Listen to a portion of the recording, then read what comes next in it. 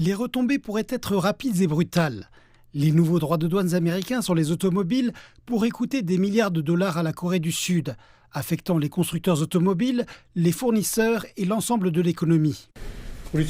Environ 50% de nos exportations automobiles sont destinées aux États-Unis, ce qui fait craindre des dommages importants pour l'industrie automobile.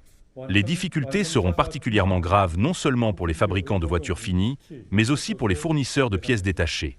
Le plus grand constructeur automobile du pays, Hyundai Motor Group, tente d'éviter le pire. Aujourd'hui, j'ai le plaisir d'annoncer un nouvel investissement de 21 milliards de dollars au cours des 4 prochaines années. Il s'agit de notre plus gros investissement jamais réalisé aux États-Unis.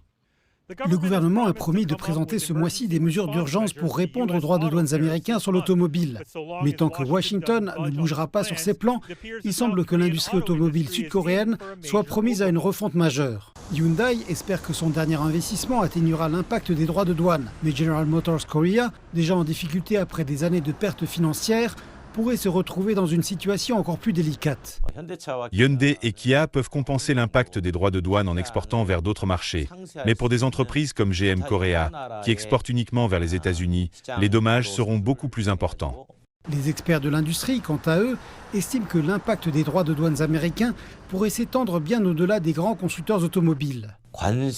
L'augmentation des droits de douane est un problème majeur qui pourrait potentiellement conduire à l'effondrement partiel de l'industrie automobile sud-coréenne. Si les fournisseurs primaires, secondaires et tertiaires peuvent réussir à faire face, ceux qui se situent au-delà de ce niveau n'ont pas les moyens financiers d'approvisionner directement les États-Unis. Les autorités continuent d'évaluer leurs options, y compris la possibilité de renégocier l'accord de libre-échange existant avec les États-Unis ou de rechercher un tout nouvel accord.